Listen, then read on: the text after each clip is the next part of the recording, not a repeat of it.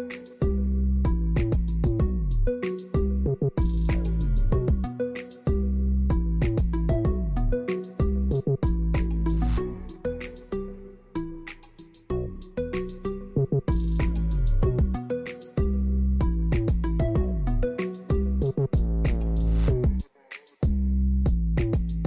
the new school term fast approaching, the Education Ministry conducted site visits to several school upgrade projects, and the Public Health Ministry receives timely donations. It's Thursday, August 22. We have lots to tell you today. His Excellency President David Granger this morning attended the viewing of the body of the late Constable Winston Cooper, a former member of the Presidential Guard, at the Lycan Funeral Parlor. Whilst there, the head of state emphasized with Cooper's grieving mother, Lorraine Peters, and other relatives. The 32-year-old Presidential Guard was found unconscious opposite the National Gymnasium by first responders of the Guyana Fire Service on July 1. He was rushed to the Georgetown Public Hospital, where he died after a few weeks of hospitalization. President David Granger has called for an inquiry into his death. In other news, as students prepare to return to school, the Ministry of Education is improving and maintaining school infrastructure across the country. Over 20 schools in Georgetown are being targeted for repairs, maintenance, and complete rehabilitation. The head of the buildings unit, Ron Eastman, accompanied by a senior engineer, inspected ongoing works at several city schools today. The visit that we would have been on is a complete rehabbing in terms of preparations for school reopening, which ranges from rehabbing to existing building to new construction, from primary to secondary, nursery as well. And these works include not only carpentry, but plumbing, electrical, and so forth. Among the schools with ongoing works are Stella Maris Nursery School, Queenstown Secondary, New Campbellville Secondary, and Bel Air Primary, as well as a bridge that provides access to the David Rose Special School. Eastman further explains. To ensure that you meet the academic standards, and this includes everything from furnishing to the actual accommodation space, and as well as the aesthetics of these locations. The school inspection is aligned with the ministry's move to make school environments more conducive to learning. Natisha Isaacs for InfoHub. 2 new ambulances have been officially handed over to the regional health officers of Regions 3 and 4, whilst the public health sector has received a boost with a donation of 100 beds from Food for the Poor Incorporated. The ambulances are furnished with emergency equipment, including resuscitation kits, collapsible stretchers, oxygen, and a detachable incubator. The regional health officers said that the emergency vehicles, valued at approximately $3.5 million Guyana dollars, will contribute to a further decline in maternal and neonatal deaths.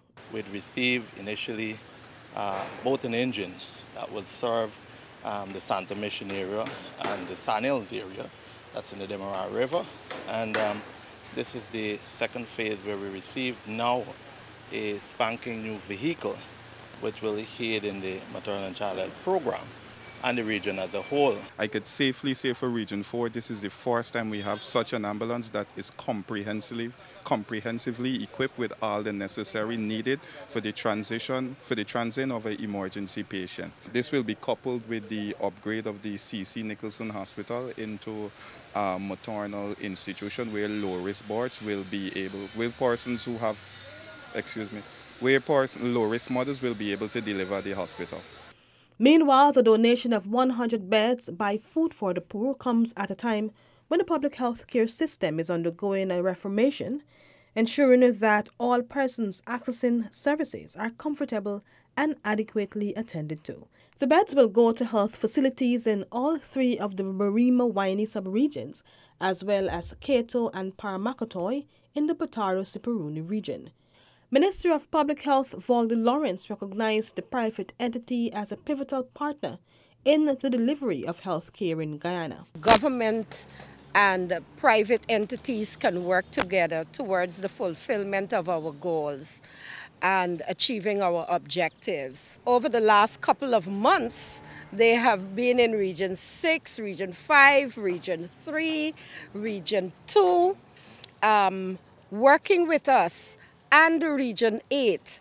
Food for the Poor Guyana Incorporated has been responsive to the needs of the nation's public health sector and expands its services to all hinterland regions. The procurement of the ambulances falls under a component of an IDB-funded project to provide better services and strengthen the network for transporting neonates and their mothers. Reporting for InfoHub, Alexis Rodney. Still to come, CHNPA in talks to reduce backlog of house lot applications and Oriala Siparuta reviving native Arawak language. Details of these after the break. Are you ready to embark on a truly epic adventure to an undiscovered corner of South America, where some of the most spectacular natural attractions are unveiled within a beautifully diverse landscape? From the wetlands and savannas to the ancient mountains, magnificent waterways and lush enriching rainforest would provide a vast playground for some of the most exotic and breathtaking creatures on the planet, including many of the world's giant species. This untouched land of mystery and wonder serves up an exclusive experience for travelers. So are you ready for a new, awe-inspiring adventure? Welcome back to nature. Welcome to Guyana.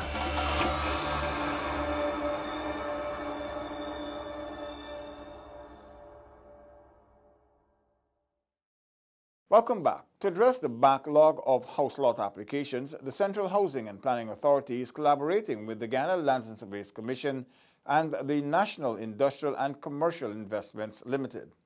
This was disclosed by CHNPA CEO Leland Saul during an interview with InfoHub. Saul said lands received from GLSC will be developed in Bartica, Amelia's Ward and Wizra-Kwakwani, and as it relates to Nissil, lands will be developed in Metamir Zorg, LBI, Vigilance, Monrepo, Experiment and Ordnance Fort lands. It was pointed out by the CEO that persons who have applications prior to 2015 will be prioritized to receive house lots. We want to address all those pre-2015 applications. So if you have an application in our system prior to 2015, we hope to satisfy your request. And of course, it will be done in a chronological order. Persons are also being urged to desist from applying for a house lot through CHNPA if they are already the owner of a lot. If you are the owner of a property, you should not seek to apply for a house lot through CHPA because we are concerned about satisfying the needs of the ordinary man. Being proactive, Saul said when the lands are developed, areas will be identified for individual and commercial activities. Within these housing development, there will also be industrial and commercial parks or area identified for commercial and industrial activity because we want to create communities that can sustain themselves, and therefore we believe that commercial and industrial activity will play a major role for employment of citizens within those communities. For InfoHub, Anara Khan. Following a recent community meeting, the Minister of Natural Resources, the Honorable Raphael Trotman, returned on Wednesday and met with farmers from the villages of Lightong, Mara, Platanka and Highbury.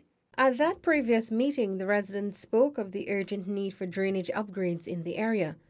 A resident, Calvin Chisholm, had stated that on the east bank of Berbice, persons depended on farming for their livelihood and proper drainage is important. During Wednesday's follow-up engagement, Minister of Natural Resources Raphael Trotman made it clear to the farmers that drainage and irrigation was not under his remit, but that he would inspect and compile a report to be given to the subject minister. Having been on the east bank of Berbice last Friday, many issues of drainage were raised. I'm not the drainage engineer or the drainage minister, but being the only minister on the ground, I undertook to return to see firsthand what the complaints were really about. In spite of the rain, Minister Trotman inspected farms that have been inundated by flood waters. I believe we got to see as much as we could, given the rain and given the factors that not everyone came out. So I will now prepare a report for NDIA, well, Minister of Agriculture, because we did have an NDIA engineer there, thanks to the Ministry of Agriculture, and we did have the regional engineer, thanks to the region. I believe between the two, we could offer, should offer some relief. Felicia Valenzuela, InfoHub. The United Nations declared 2019 as International Year of Indigenous Languages, and the Indigenous Affairs Ministry has thrown its support behind the residents of Orealla Siparuta in the preservation of their native Arawak language. In Orealla Siparuta, the language revival was initiated by the residents after a visit from linguists who conducted research into their native tongue.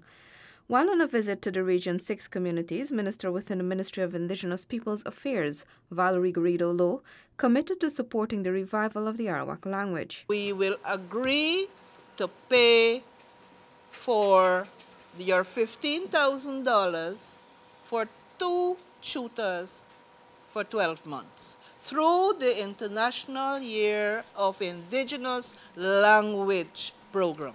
Speaking at a community meeting, coordinator of activities for the year, Ovid Williams, highlighted the need to preserve indigenous languages. We're trying to revive the languages so that we can talk our language among ourselves.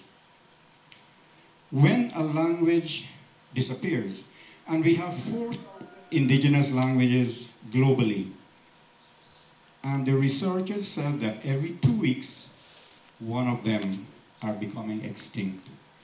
Because we're not talking it, we're not practicing it. Williams also noted that while the early churches educated the indigenous people, they also stopped them from speaking in their native language, and this is partly why they are not practiced today.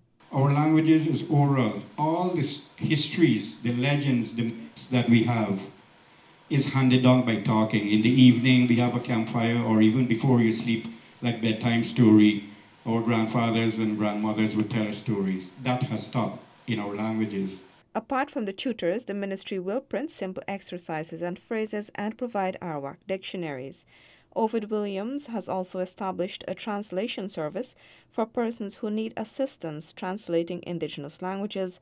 They can call telephone number 592-664-4987. Reporting for InfoHub, Natasha Smith. Before we wrap up, here's your Decom tip for the day. To know when the house-to-house registration team will be in your community, call telephone numbers 225-0277-9 or 223-9653. Remember to get registered. That's all for today. Connect with us on WhatsApp, Facebook, and YouTube. Much more news is on our website, dpi.gov.gy, and pop over to Instagram for the latest photo updates at DPI Guyana. Your Bridge and Weather reports are up next. Goodbye for now.